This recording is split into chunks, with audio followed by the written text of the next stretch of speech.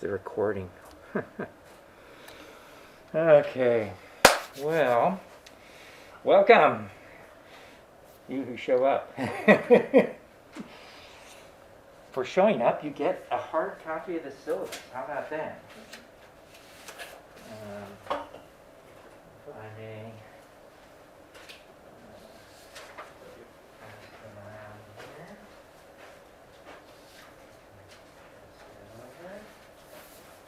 There we go. I'll move them back here.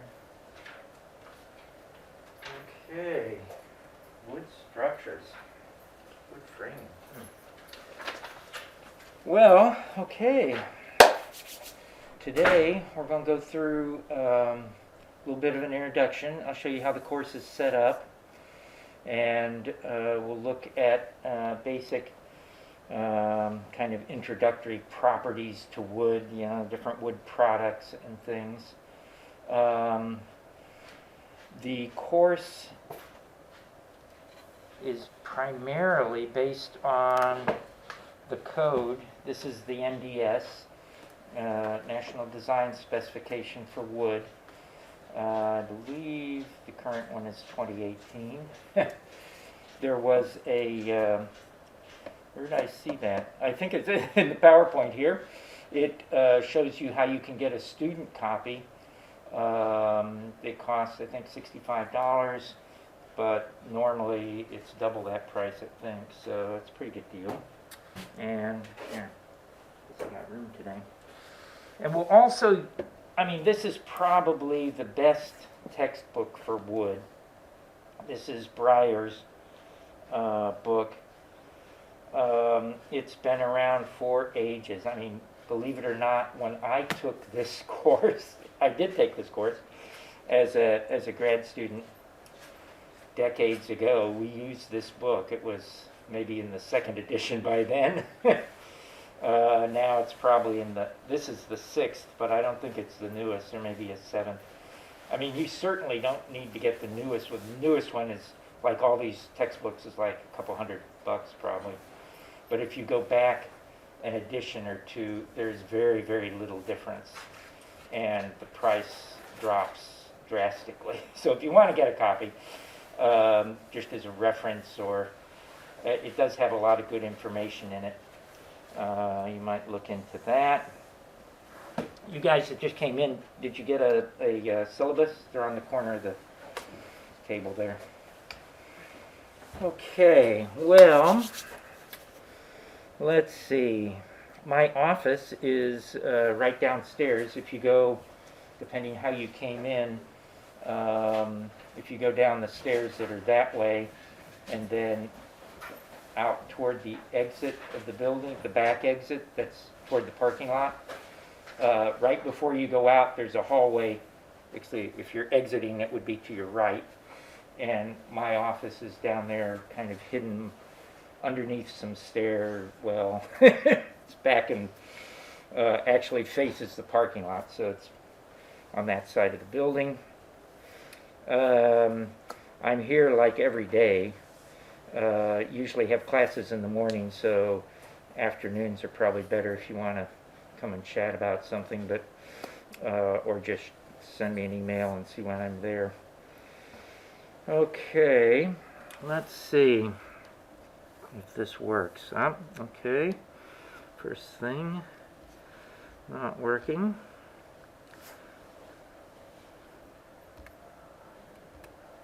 There we go. See if this works. No, that's not working either.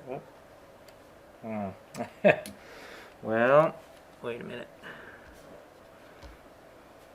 The one thing I didn't test this morning. See if my...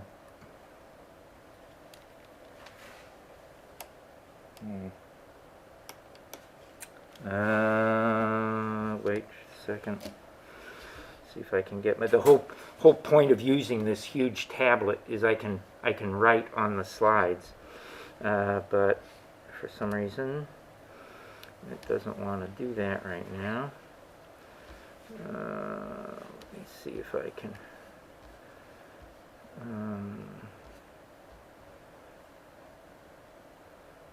Suffice. Calibrate.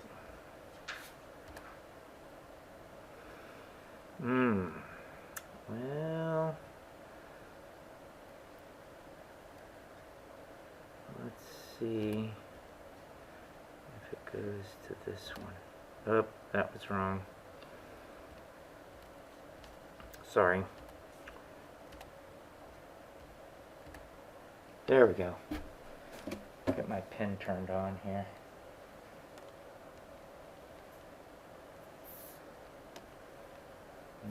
Okay, so, okay, looks like it works. Whoa, look at that, 10. Okay, for what it's worth.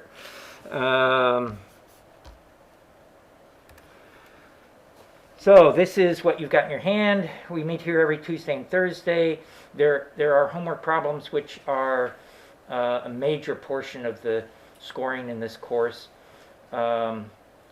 I used to always have an exam, a kind of comprehensive exam, but last year with all the mess, because we didn't even, we did meet partially in portion last year.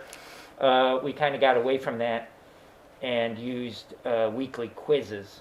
And I think I'll continue with that. I think that's a little easier. I mean, easier to keep track of, and you don't have this sudden huge comprehensive exam that you've got to try to figure out. So we have the online homework here, you can see this. These are the topic quizzes. Those are weekly quizzes. There should be, it says 11 of them. I guess that's probably about right. 11 homework problems. I think that, that may be right. Okay, or maybe 10. I got rid of one of the homework problems yesterday, so may check the number. There is a STAD project. STAD is a finite element program you may not be so familiar with, but it has the advantage of incorporating the code. It actually incorporates part of the wood code so that you can not only see the force and stress in members, but you can actually get a pass-fail based on some of the code requirements. It's not totally up to date. There's also another that people with wood use. WoodWorks is a very good program, but WoodWorks is less of a finite element program. We may look at that too. We'll see. At any rate, there's a little project that we do with that, and then at the end of the semester we have a class project, so a group project, and this has some options. Let's see, I think actually, as long as I'm on this page, this is the website, by the way. That's our course website that we'll look at in a second. Right, here's the breakdown. The homework is on the website. Weekly quizzes on Canvas. Stat analysis. This is the group project, and that you'll have it's kind of a fun thing at the end of the semester. You take a week and explore some topic in wood, and this could be something that we didn't cover. You could do some. We have a limited amount of physical testing. We have an old what is it? It's not Tenius Olson. It's some big testing machine downstairs that we can physically load samples. We've done sections of flooring before. We've done individual pieces. We've done joints. We've done so if there was something you'd like to see, to me physical testing is always kind of fun. See it break. So, and you can see how it breaks, which is kind of interesting. So that's a possibility. Case studies would be another option, where this is more familiar to architectural students perhaps. You pick a building or a project and you do a little bit more detailed reading on it, and then you make in each of these cases, you make a class presentation. So you come up here for 15 minutes and show the class what you did. And that way everybody gets to kind of see this broader spectrum of things. And the last thing would be maybe, this would be the stat, like a more detailed stat analysis of some specific building, like, I don't know, maybe a frame building that you'd have dimensions or plans for. Okay, this you can see, this is also on the last page of that part I gave you. And this gives all the topics that we cover. These are the homeworks. They're always due on Saturday. That's Saturday, each of these. And then the quizzes are always due on Sunday of the week. So this one's due on Saturday. So that way it's a little bit consistent. I mean, it's easier to keep track of. You always know your homework's going to come due on. It's not to say you can't do it earlier. You can work them. Some people get ambitious and they actually work, a week or two ahead. That's fine. We will be recording all of these lectures, and I post them on the website. In fact, right now, I've got to update the website still a little bit. Right now, all the lectures from last year are posted up there. And I'll probably, what I'll probably do is like make another page and still leave them up there. So if you wanted to work in advance, like if you knew you had a big midterm coming and you'd like to clear a week ahead, you could watch last year's lecture as far as getting the information to work the homework problem, and then get ahead a little bit if you like. So that's a possibility.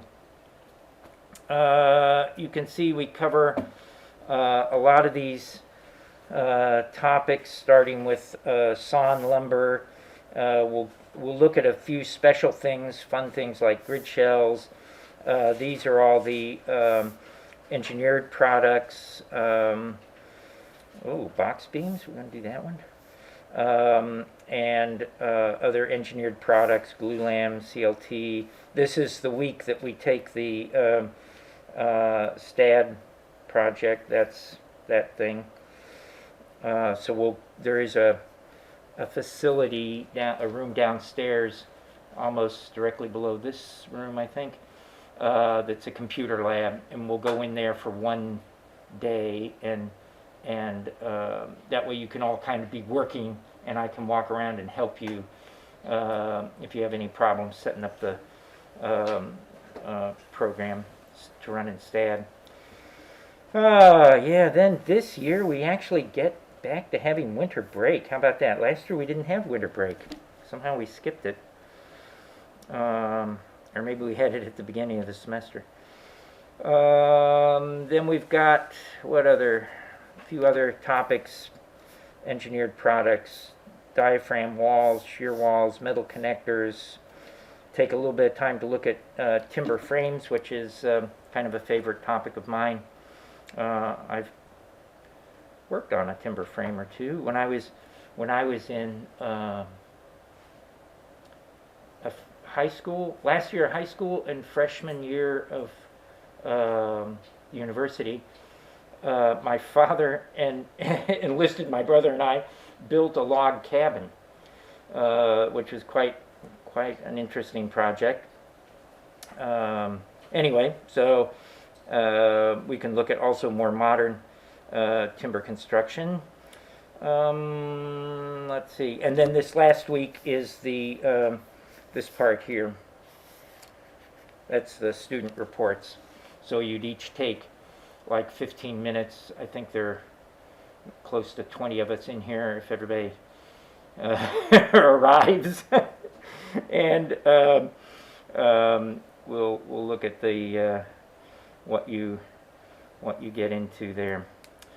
Okay, these are the references. Just I try to reference what the lecture is. So the Breyer book is, like I said, this one. and the APA literature, or the NDS. The NDS is the code, and APA, for wood, there is a wealth of literature.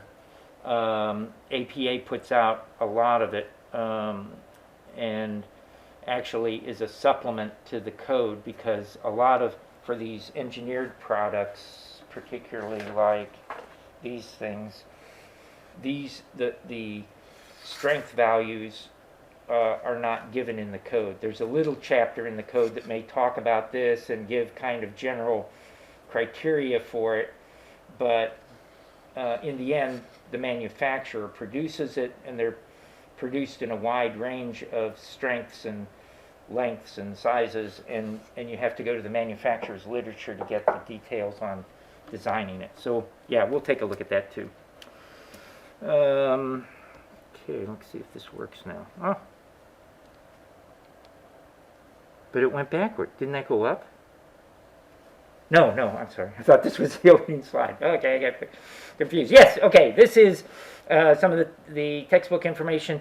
The NDS, like I said, you can get a copy, and I think the next slide shows you where you can get it. We'll also use, at least initially, the load code, the ASCE 7. You don't really need a copy of that, although I did get a copy, and it's on Canvas. Our Canvas site should be open, but right now the only thing on it are all these files. So if you look under files, that ASCE 7, a copy of that should be up there. It may not be the most recent copy. It looks like maybe the 2016 copy, but it'll be good enough for what we're doing. And there are a lot of other literatures up there. I believe, in fact, there's a copy of the NDS up there. So if you don't really want to invest in buying your own copy of the NDS, you can certainly use the one that's on Canvas. There's a PDF of it on Canvas, so you can do that.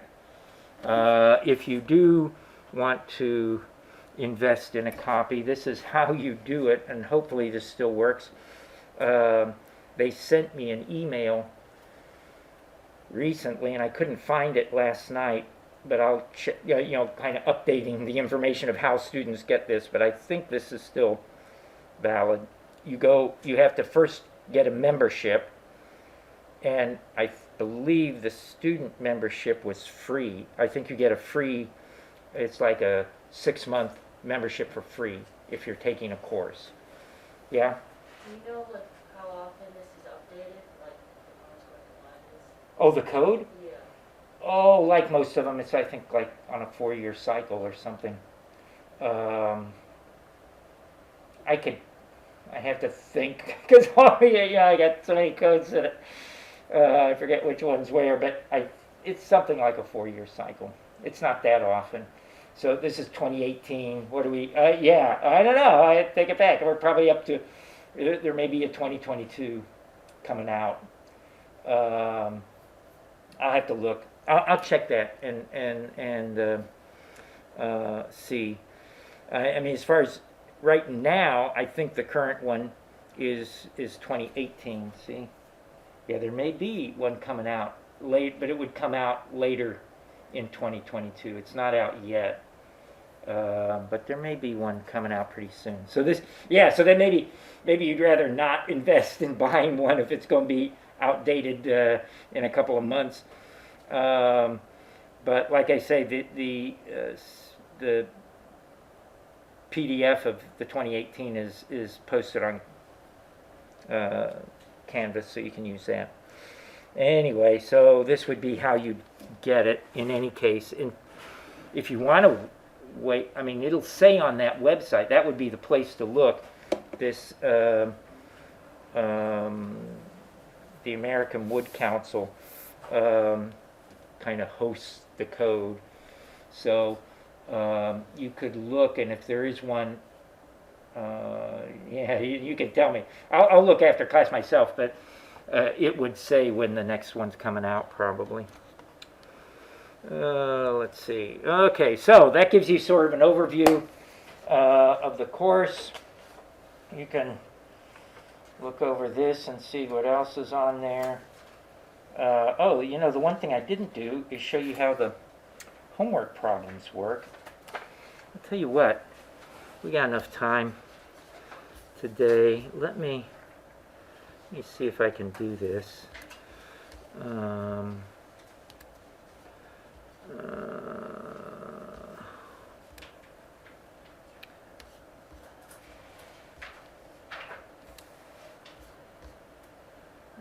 think I can show you this.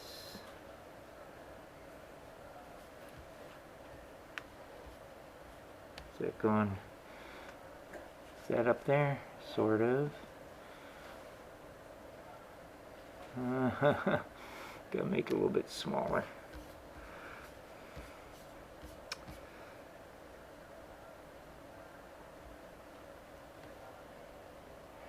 There we go. Whoa. Okay, that's pretty close. That is the website, and it's a. I mean, this is not a real fancy website. It's very simple, but it does have these. If I can get a mouse over here, it does have these tabs across the top. This is just the information that we've been going over. I mean, if I change, have to revise this, I'll try to keep it current on here. This is where I'll post the lectures. Right now these are from last year, but I'll post the lecture slides, any notes, and the videos, so that'll be posted for every lecture. This is just some additional information. Let's see if I can scroll down this. It's got some information about the STAD project, graphic statics, which is a little project we'll also do, some examples of the ASCE 7 calculations. Oh, old exams, which used to be a little bit more interesting when we did exams, but probably not that interesting now. This is where we'll eventually sign up for the project, and these are the homework problems. So on the homework problems, the way these work, everybody works the same problem, but they're parametric, so everybody has different numbers. And this has some advantages. One advantage is you can't directly copy from somebody, right? Because your problem is different than theirs. But it also then means that you could freely, and you are most welcome, to work together. I mean, if you know somebody else in this class and you want to sit down and do your homeworks together, you can. Sometimes that's much more expedient because it's so easy on these kind of problems like this to get hung up on some little detail, that you don't understand, and it's just a very small thing, and you don't see where it is, and you can't remember what it was, and you'll spend an hour trying to figure it out. Whereas if you were working with somebody else, they'd just say, "Oh no, that's this. It's on this page. Boop, there," and you go, "Oh, right." So there is an advantage, as you can imagine, in working together in that sense. When you log on, you would use your unique name. That happens to be mine. Your ID number is not your Kerberos password, right? Your ID number is the number that's on your ID card, right? Should be like an 8-digit number. I don't need your Kerberos password, but your 8-digit number is probably good enough to get you uniquely logged on. And then, let's see, you hit that and it shows you the problems. So up here at the top, you can check your grade. Right now it shouldn't show anything. We've not done, this would be the homework. So far we've done none. I've done none. I don't have any quiz scores on it, but this will tally up your points. Oh, that's what I maybe didn't mention. The way the scoring works in this course is, and maybe you've been in other courses like this too, we accumulate points. So everything has a number of points assigned to it. On these homework problems, every single question is 5 points.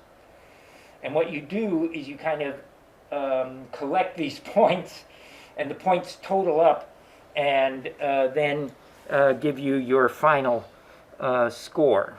So down here, these are the final points, and you know what the total points equal in terms of a grade score. That it may shift slightly by a point or two if we if I skip something or add something, but it'll be pretty close to this, and that way you can keep track of how many points you've missed, right, from the total, and you'd know where you're landing in terms of a score at any time. You don't have to average anything. It kind of gives you, and theoretically, it's supposed to be more a positive thing because you're accumulating points. You're not losing points, but in fact, of course, you're losing points too. But whatever. Okay, so that's that. And then the other thing you should definitely look at. Oh my goodness, look at this. This is the explanation of all the problems. So if I can go there, there we go. It's a PDF that explains, in terms of the, FAQ, how these problems work. So you should definitely read through this. I'm not going to read it all now, but it will explain in more detail how the problems are set up and how they work. Let's see, can I go back? Let's hope. Okay, and then you come down here. Here are the problems. They, of course, have the due date. Let's see, this first one is due the 15th, so that's, you got over a week to do it. Oh my goodness, plenty of time. But they, like I said, they generally come due every Saturday. So this first one, the first Saturday that they start being due is the 15th, I guess, and then after that, on down the line, should be every Saturday. This is an explanation. This thing here explains how the problem works. So you've got a little, like an assignment sheet, shows what it is, tells you what to do, kind of an official description of it. And then you click here to work the problem. And here it is, gives you what you're supposed to do. This simple floor system, determine the dead load, live load, occupancy load, okay, and make conversions from PSF to PLF. So PSF on the floor versus PLF on the actual member. So it gives you the dimensions. This is the part that, this part here is the part that changes for everybody, right? Everybody's got different pieces. And then you go down, how do I scroll? Come here. You go down here and you answer the questions.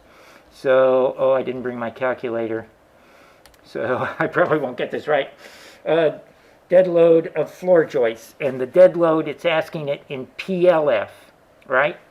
So it's just the actual weight of the floor joist in pounds per linear foot. So if I take the floor joist and I cut 1 foot, that's it, PLF. So I just need to determine that. The floor joist size is given there. It's a 2 by 10 nominal. This is one of the wonders of wood. We talk about nominal versus actual dimensions. This is, for example, a 2 by 4. But that's not 2 inches. That's 1.5 inches. And this is 3.5 inches. So the real dimensions of a 2 by 4, 1.5 inches and 3.5.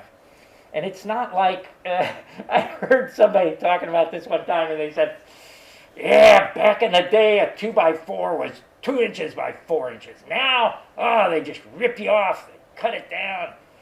Well, yeah, it is a little bit true. Back in the day, like 100 years ago, we used rough cut lumber. And it would be sawn, it's still sawn initially at 2 inches by 4 inches. But then after it's rough sawn, it's set in the yard and it dries.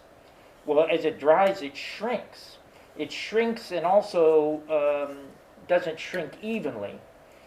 And then they take it after it's shrunk a little bit from water loss and it's been kiln dried probably.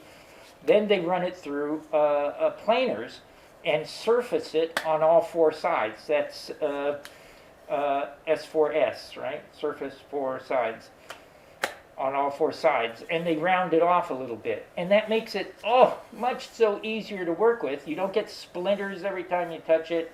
It's not rough. They're very consistent size compared to what they were 100 years ago. You look at old buildings in Ann Arbor around here, when it was rough cut lumber, yeah, they are pretty close to they've shrunk, but they were not surfaced.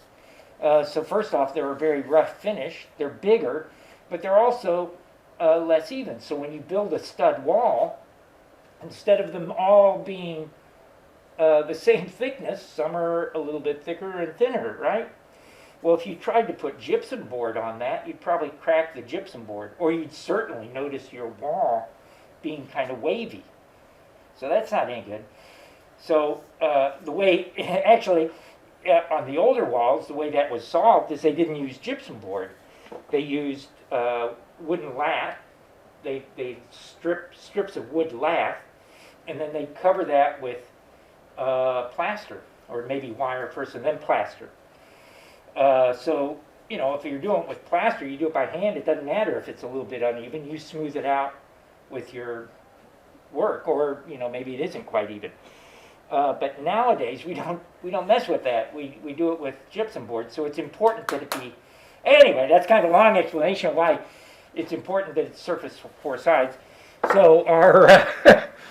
where'd that thing go? A 2x10 is really 1.5 by 9 1/4, I think. And here you'd have to get your NDS, the supplement, has a page right at the beginning here somewhere where it gives all the dimensions.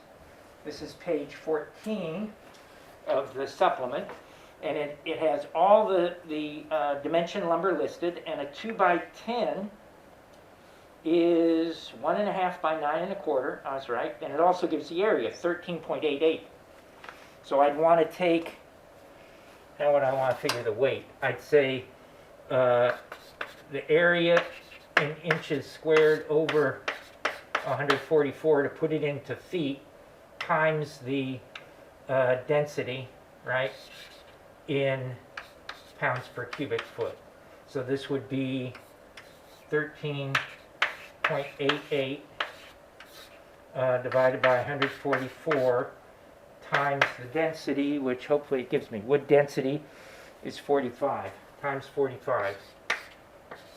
So this is inches squared converted to feet squared, and this is in pounds per foot. So this is the volume times the weight per cubic foot. So that should give me, what do you think that gives me? Who's got a calculator? Yeah, come on. Tell me what that is. Probably. And like anything, for heaven's sakes, certainly you've been told this before, when you calculate it, before you calculate it, it'd be a good time. Think of what do you think the answer is? It's 4.33. 4.33. Okay, does that make sense? I mean, picture a 2x10, you kind of know it. It's a foot long. If it came out to be 400, you'd go, 400, come on, it's not made out of steel. That can't be right. 4 pounds, yeah, I think 4 pounds I'd go with. I think that's probably correct. So we would enter, I wonder if I can do this, 4.33. Now the other thing on these, it's like, engineering calculations. I was always taught you have to have slide rule accuracy, which is supposed to be plus or minus 2%. So these, this online thing here is set to an accuracy of plus or minus 2%. So if you typed in 4, that's a little dicey. I don't think you'd get it. You may miss that one. But if you type in 4.3, you'd probably get it. 4.33, you're pretty certain of getting it. So, I'd lose at least 3 significant figures if you're worried about it, you could use 4, but at least 3. And then, this is the exciting part. Now you hit submit. So if you got it right, whoops, what happens? It jumps to the top so I can't see if I got it right. You get a lovely little blue box. Oh, look at that. You got it correct. And there it is. 5 points for you. Then we can calculate the load in PSF. Okay, so this would be if I took 1 square foot of the floor, and this is just based on the floor joist. It's dead load of the floor joist per square foot on the floor. So, but they're not spaced, are they? Mine is not spaced at a foot on center. They're every 16 inches on center. So if they were 12 inches on center, then it would be 4.33, right? But I'm spreading it out, so the load is going to go down, right? If they were closer together, if they were 6 inches on center, then I'd have 2 joists per square foot. It'd be 8.6, right? But I'm spreading it out, so it spreads out by that proportion. I don't know. What do you think? It might be. I'll make a guess. Maybe 6. No, wrong guess. It's got to go down, right? Okay, maybe 3. Okay. So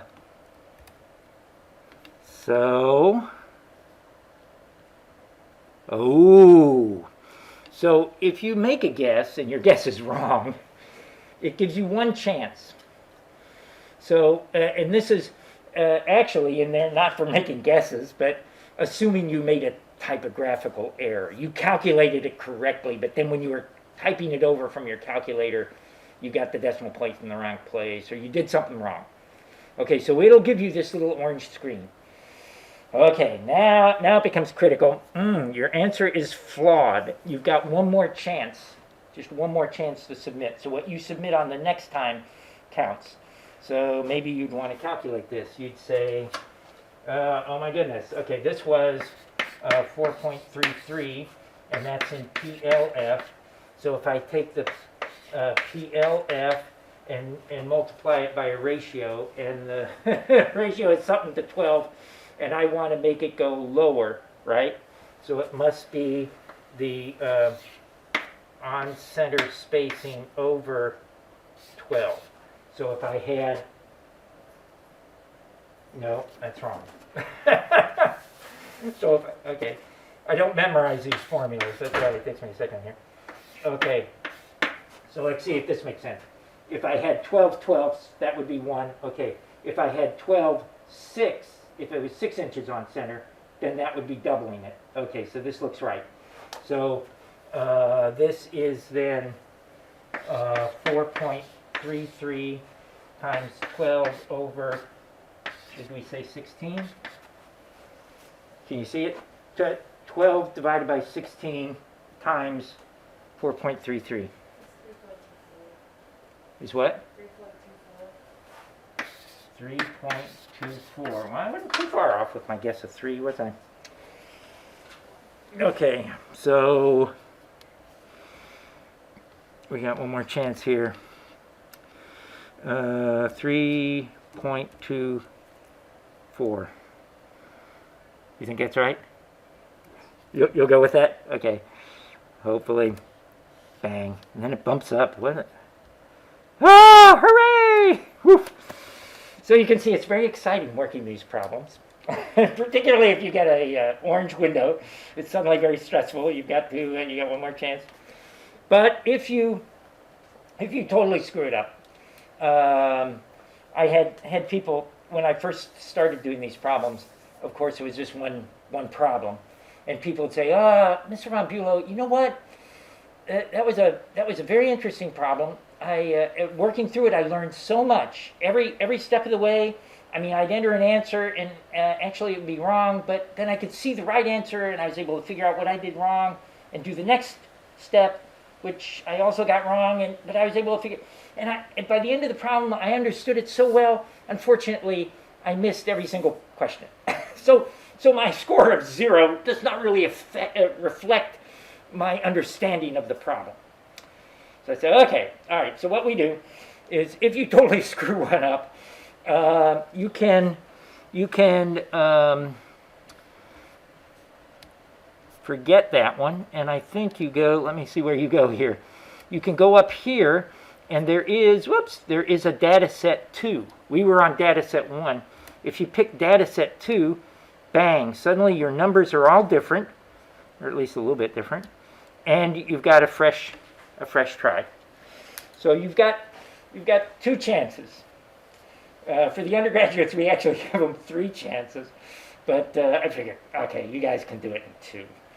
So you got 2 chances, one to screw up and one to get right, and then that will be the way all the problems basically work. You're always, I mean, this is not a very sophisticated, I actually coded this myself, so it's minimally, it doesn't have a lot of variation. It only takes numbers, the same numbers you would type into your calculator. So if you put a comma in there, like 1 comma 000 dot something, it won't understand it. And I think it comes back, I don't think it counts it wrong, I think it comes back and says something. It gives some sort of error message. Probably another different screen, I don't know what color that would be. So you just have to be careful of what you enter. You can't enter words, you can't say yes or no, or, I mean, there are a few questions, I think there may be later, where they are kind of yes or no, and it'll say for yes type 1, for no type 0, or something like that. So it's a little bit awkward, but it's pretty much looking for numbers, I believe. Okay, so you see how that works. Let's see now if I can I just, yeah, so that's all the website. I don't think there's anything else on the website that you can see down, if I can go down. Can I go down? Oh, I can't.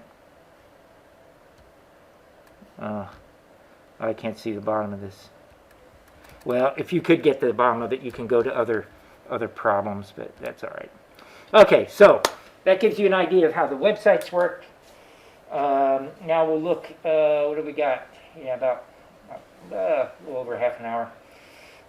Let's look at some of the properties of wood, kind of an intro to wood itself. This is what we talked about earlier in terms of full sawn, being the full 2x4, versus rough, it's called rough sawn, okay. But that, I think the rough sawn is after shrinkage, maybe, and then dressed, which is the surface 4 sides. So I guess 100 years ago we would have had, it's always full sawn at the mill.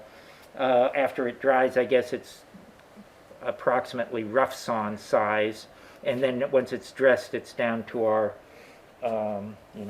standard sizes.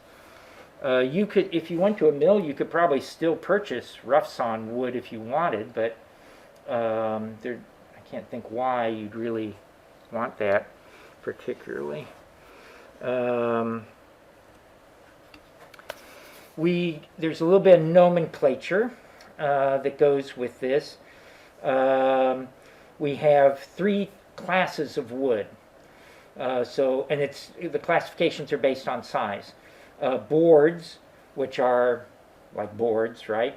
Flat, just like you'd make a shelving out of, or maybe you could use it for, I don't know, they're board, panel a wall with it or something. Usually, I mean, they could be used structurally.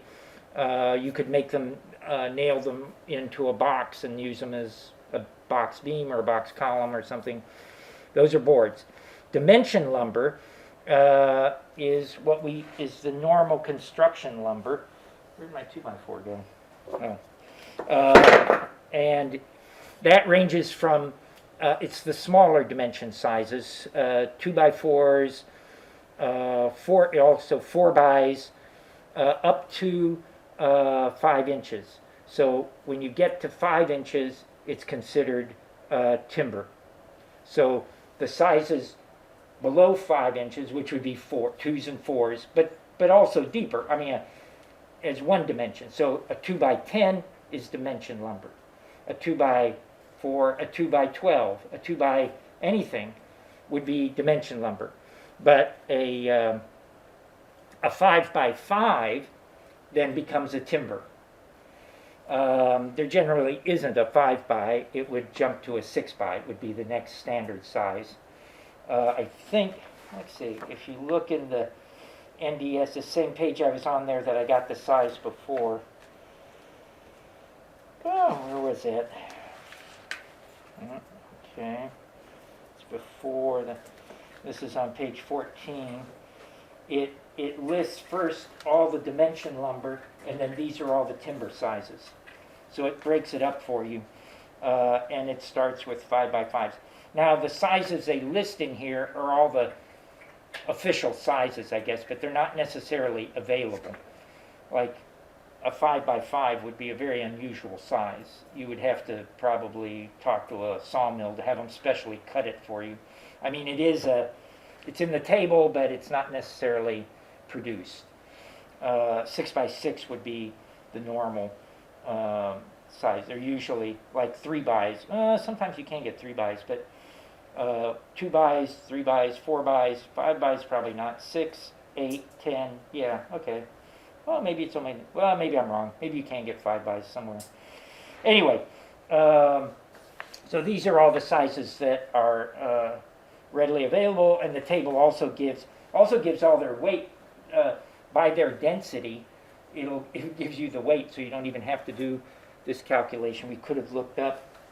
Oh, hey, yeah, why didn't I do that? A 2 by, what was it? A 2 by 10. 2 by 10 was 388, and it was 45. If I can read the table right here, 3 up should be 4.336. So we could have read that out of the table actually. Okay, then we also have. Let's see. That's so that's boards, dimension lumber, and timber. Those are all sawn lumber, and the dimension lumber gets joist and plank, light framing, and decking. Gets broken up into those, and that's also based on size. Decking is what you put on. Could use it for floor. Normally, it's for roofing. It's tongue and groove, 1.5 by something, 4 or 3.5 or 4.5 or something. That's decking. Joist and plank are the deeper joist, right? Like I forget what the dimension change is. I think a 2 by 6 becomes a joist, whereas a 2 by 4 is light framing. So it's based on size, but that's also, they break it up in here a little bit. If you call it a 2 by 8, then normally you're thinking of it in this direction. If you call it an 8 by 2, then normally we're looking at it flatwise, like that. So that's a convention that is generally followed. Oh, here we go. Here's the table that shows light framing.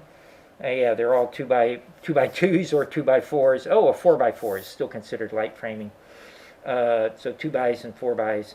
When we get to 6s, so 2 by 6s or larger, then that's the joist and plank. Structural joist and plank? Okay, usually just JP. Okay, joist and plank. There is a stud grade that's used, that's a particular, well, for stud walls, I guess. Ranges from a 2 by 4 to 2 by 6. 4 by 6, okay, would also be considered in that. Decking, which is what I said was the tongue and groove stuff. Beams and stringers. Now these are timbers here. So this is dimensioned, and this is timbers. Timber sizes. So beams and stringers and posts and timbers, and they're uh, if it's more than 2 inches, if the depth is greater than 2 inches, its width, then it's a beam or a stringer. If it's closer to square, within 2 inches of square, then it's a post and timber. So those are just size designations. So you can, but it's not just the word. They do. The reason they break them up like that is it does affect the strength. You'll find in the strength tables they break it up by beams and stringers and posts and timbers because they have slightly different strengths, and that has to do with the likelihood of it being cracked because of the volume difference. Anyway, so those are the sizes. Moisture content is an important factor, and the in a living tree, the moisture content can be as great as 200%. So a freshly fallen tree, if you've ever cut a tree with like a chainsaw and it falls on the ground, you can see water dripping out the end of it. You know, it's like blood. It's so sad. You cut it off and it's dying. Because the cells are like straws, all right? They're not like our animal cells that are closer to square or round or something. They're elongated, and they actually are kind of like straws, and they'll be filled with water, not only inside the cell, like in the straw, but also in the wall of that cell. It has water. So the water that's in the straw leaks out first, and when you cut it, it literally drips out the end, and it dries out fastest. And that is the okay. So oops. Okay, sorry, that was hit the wrong thing there. Living tree has the full water, right? So this would be completely. That's the 200%. Then after it's been cut and you could say like yard dries, the water naturally comes out of the straws. That reduces to the fiber saturation point. So that would be the free water. The free water comes out of the cells, and that naturally, just by sitting, would dry naturally. The bound water is this water here. That's what's usually removed through kiln drying. So in a manufacturing process, you'd cut it, you'd let it yard dry for a period, and it would bring it down to maybe close to the fiber saturation point, and then you put it in a kiln and you bring down the water content even more to like 18% or lower. Would be somewhere here it says manufacture, construction, equilibrium, and then the equilibrium is in use after it's, our humidity, I don't know, it'd be fun to measure it, is probably not 18% in this room. I'm guessing it would be, closer to 10%, 6%, it's not a lot, right? It lowers, probably lower in the winter. And over years, the wood in that condition slowly matches the air humidity, right? So, and that's the equilibrium moisture content. And so that is over years in service, it slowly. So even though it's kiln dried and it's delivered at maybe, it depends what it's kiln dried to. I think 18% is the highest. It can be all the way down to, I guess, maybe 4% or something, which would be really dry, very dry. And maybe it would stay, maybe your house would be more humid than that. It would raise a little bit, but you can see there's a little bit of fluctuation in the water. And of course, as it gains and loses water, it has this shrinkage. As it loses water, it shrinks. As it gains, it could expand back. And if it shrinks too quickly, this is when it cracks, right? And particularly when it shrinks, if I had a piece, it would, here those straw ends are exposed, so it's going to lose moisture the fastest here. Further back, they're kind of contained, and it would be harder for, particularly inside, to lose the water. So it'll dry out faster here. As a result, as it dries, it shrinks, and as the wood behind it's not shrinking, so you've got the wood behind it holding it out, and it's shrinking, and what happens is you get a crack.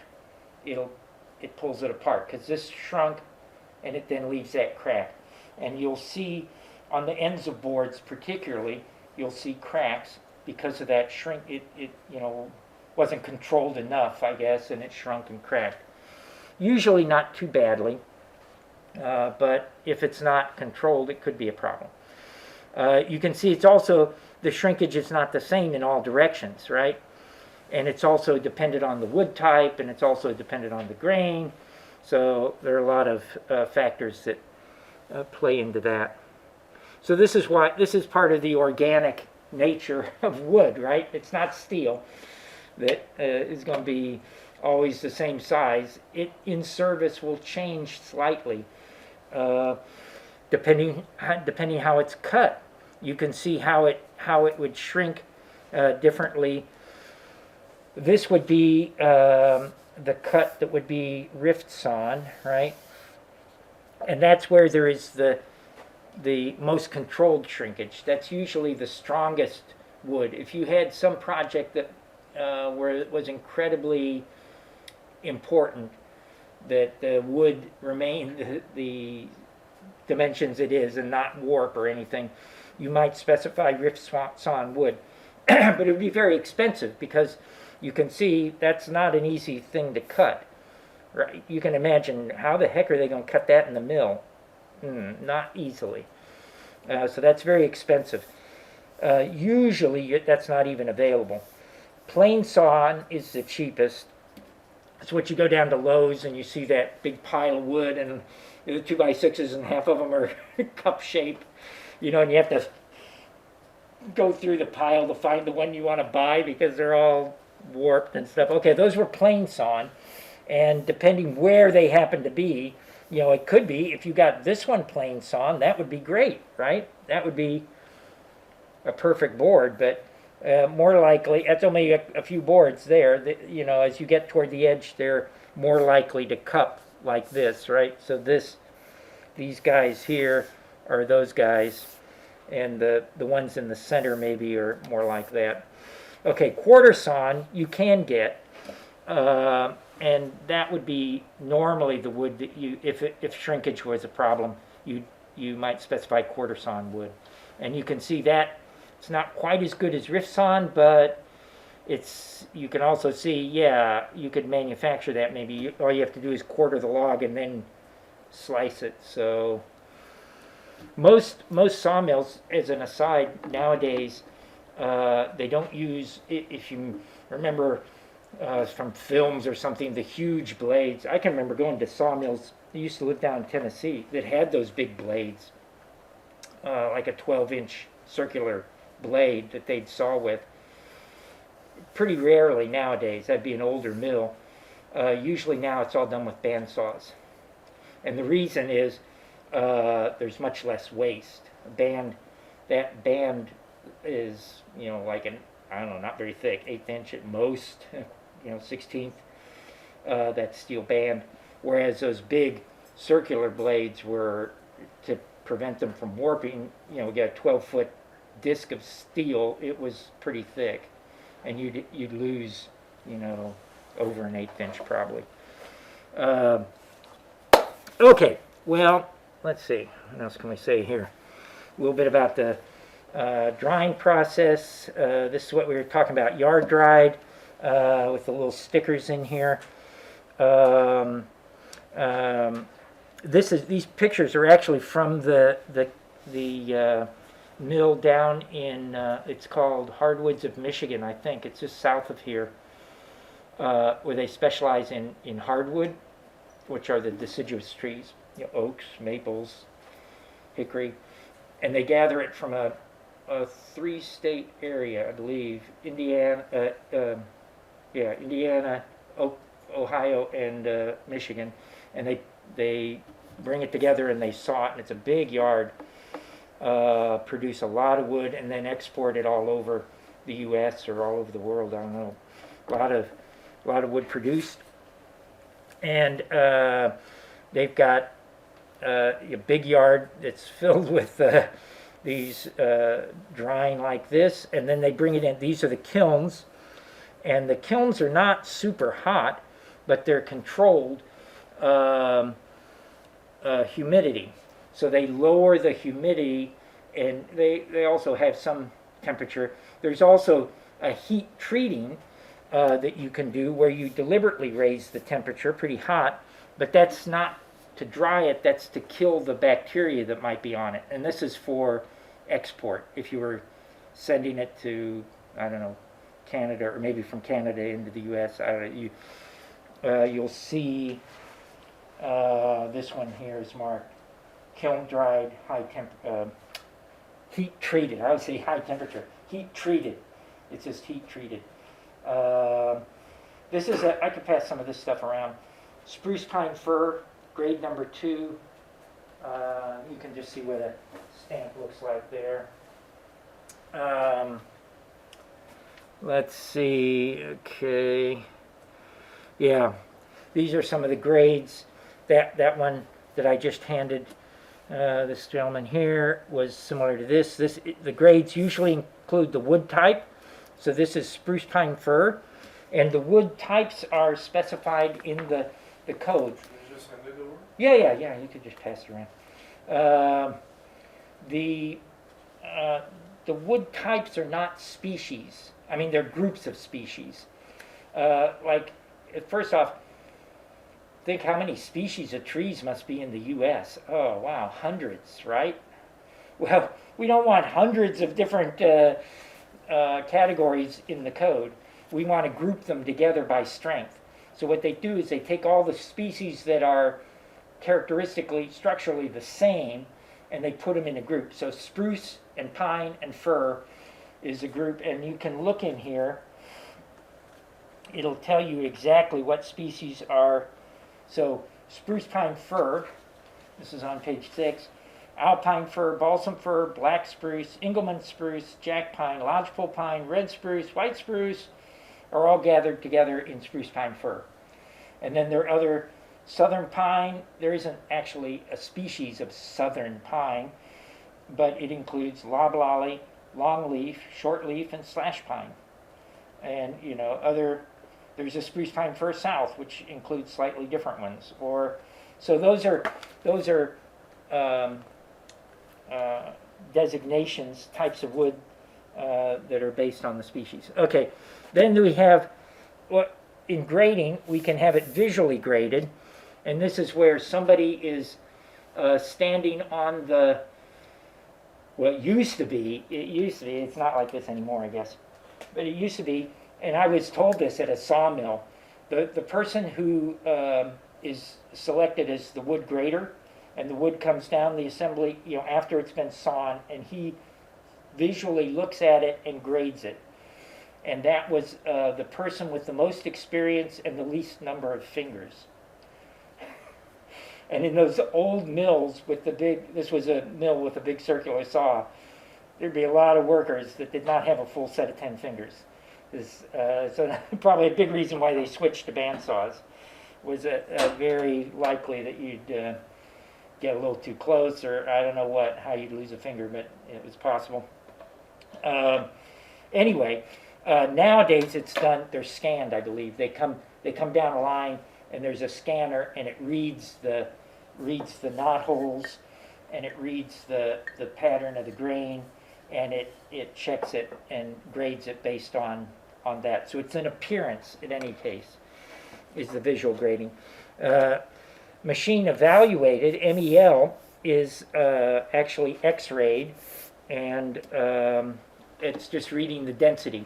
So they shoot it with an X-ray or something similar. Somehow they read the density, and based on the density, they correlate the density to the strength, and that's how they determine the strength.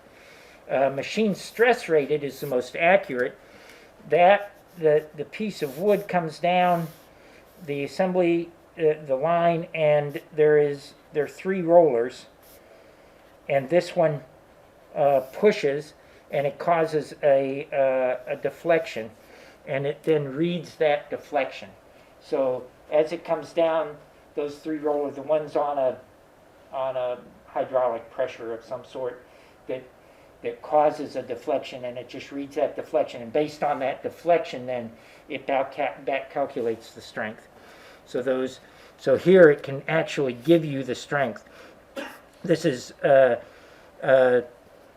2,400 psi in bending, in FB, and it has an E modulus. That's the E modulus of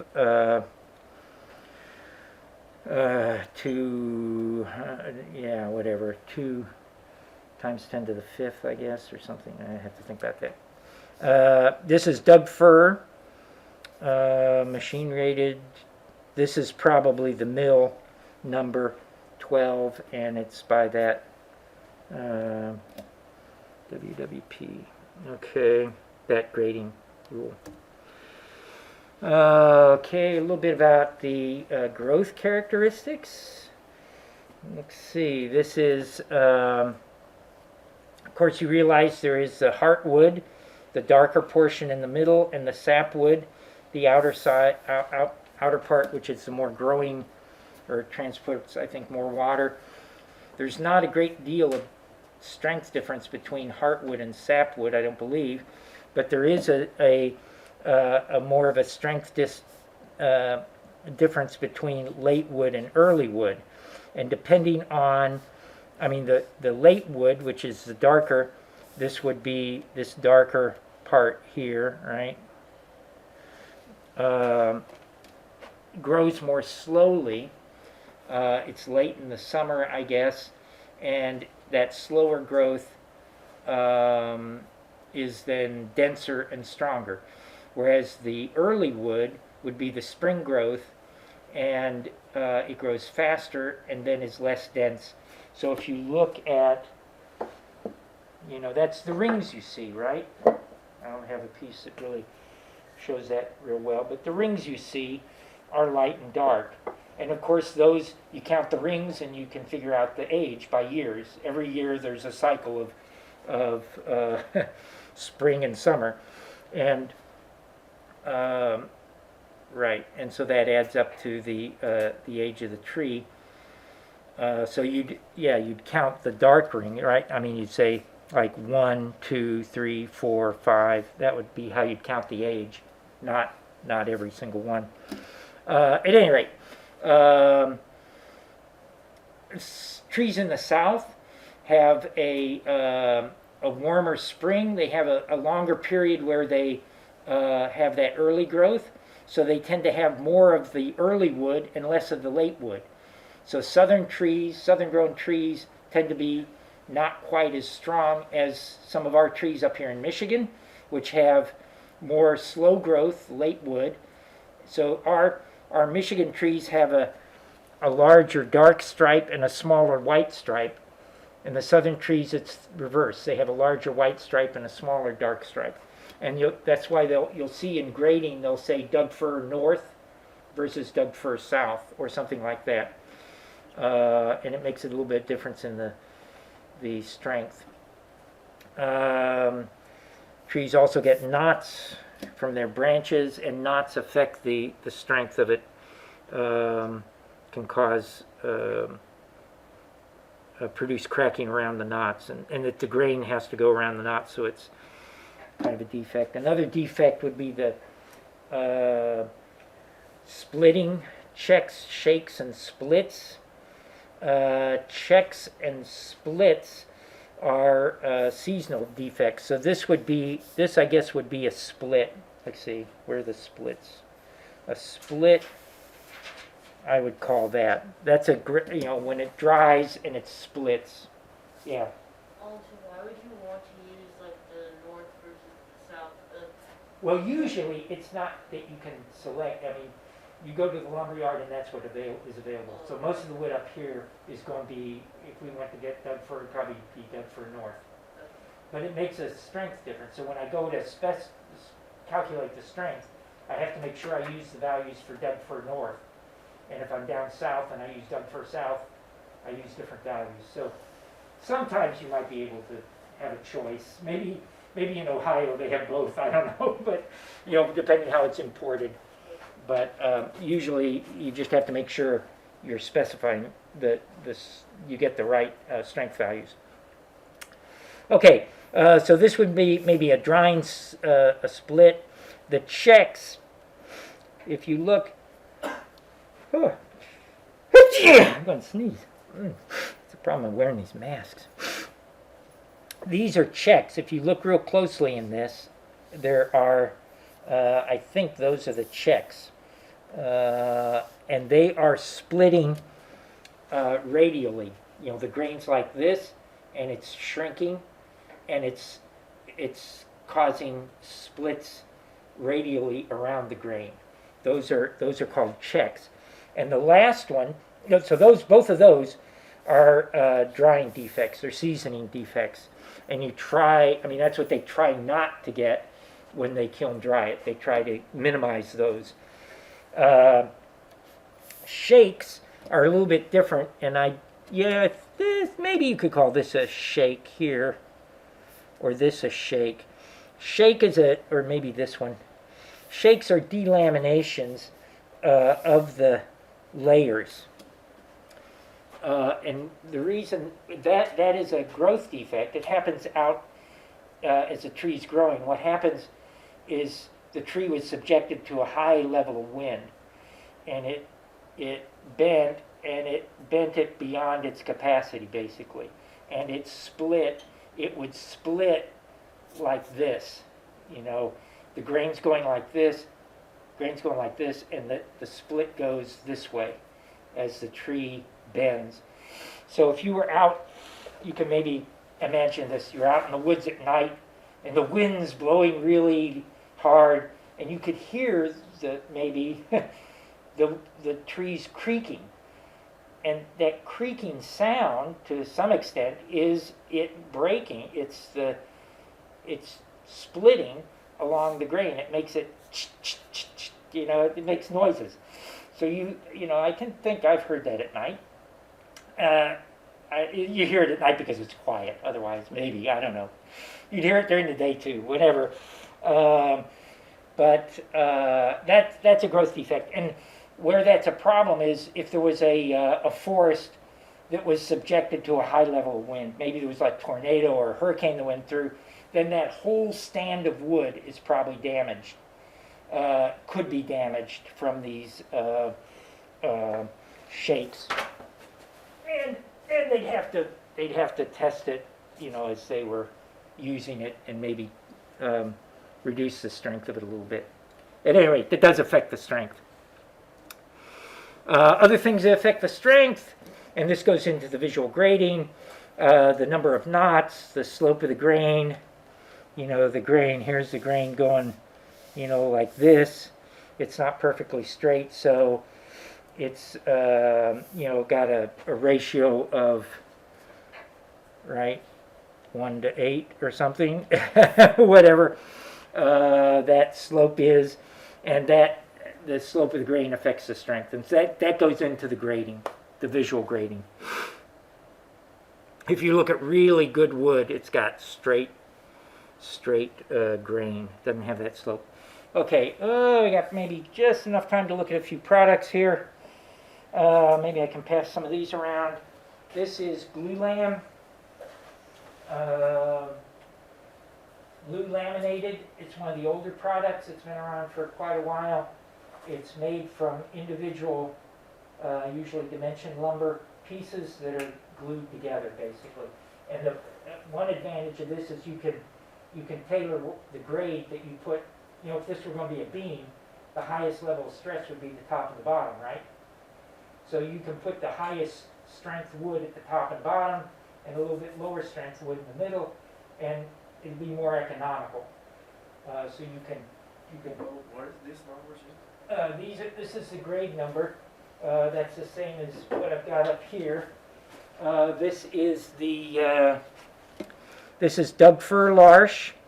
It's B architectural, which is the glulam is made in different grades. You know, depending whether architectural meaning it's pretty, you could have it exposed. Structural, you probably has some knot holes or stuff that make it look ugly. This is the strength, 2,400 psi is the flexural strength, and this is the grade, visual grade 4. This is the grading agency. AITC is American Institute of Timber Construction, ANSI, and this is probably the mill number and the year it was produced. So yeah, different manufacturers will have slightly different stamps. You know, they tailor it the way they do it, but and then you can see it's comes in standard. There are tables in here that show you all the dimensions, but standard widths and depths for that. Okay, another product that's going to be pretty common. These guys manufacture joists, and these, you can look at the difference in these three. This one is LVL on top and bottom, laminated veneer lumber. This is a solid piece of wood top and bottom, and this one's SPL top and bottom. So they're different woods, and that's up to the manufacturer. In the middle, it's almost always OSB. The advantage of these things, first, the shape is more efficient. They're lighter weight for the strength. You're getting a good strength, right? Obviously, an eye shape is going to be better than a solid rectangle in terms of efficiency. They're also dimensionally much more accurate than the dimension lumber because this doesn't have much shrinkage, and they're very accurate. They can have a higher stiffness, so you get a better stiffer floor. You can make them deeper, so they can have longer spans.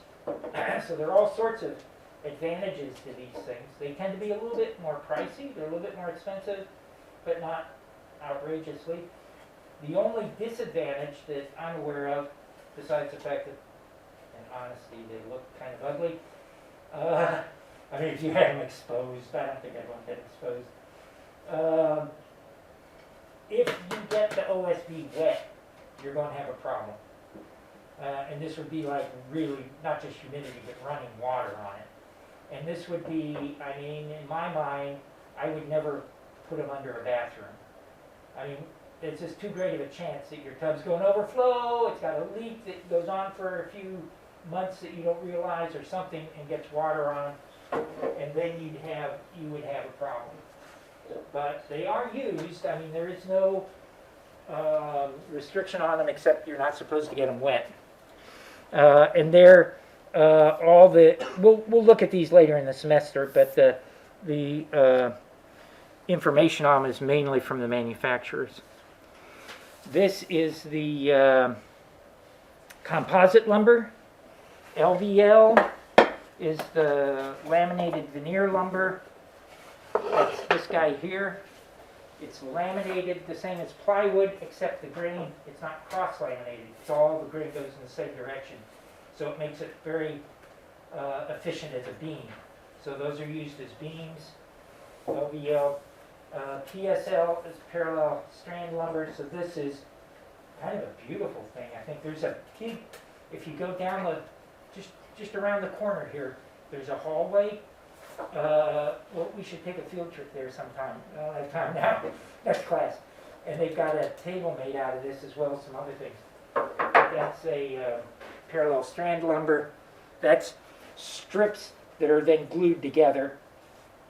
What's the other one?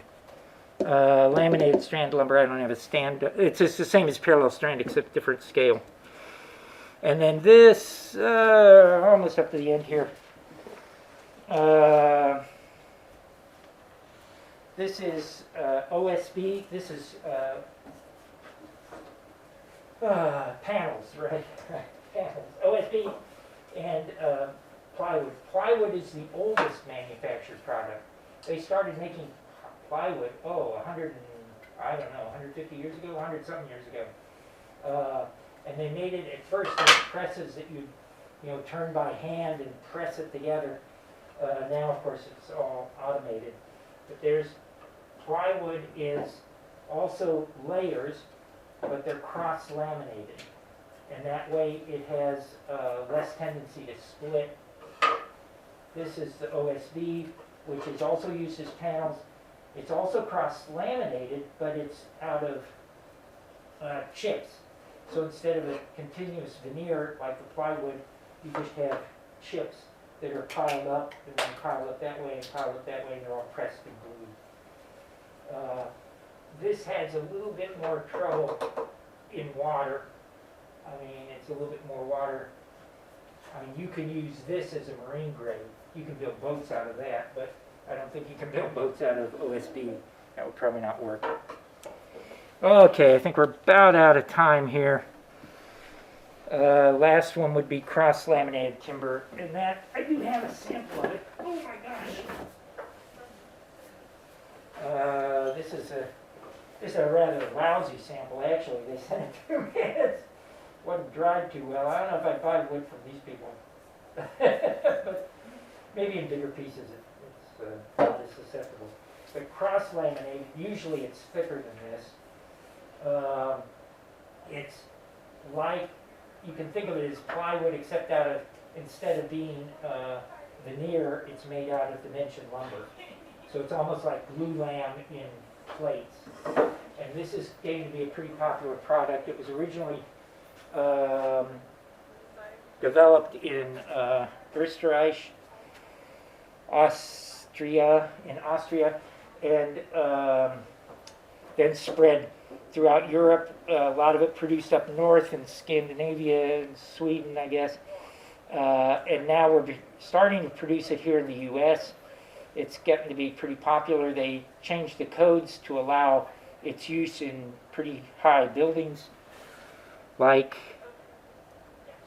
this one here. This is Brock Commons, which is 18 stories high.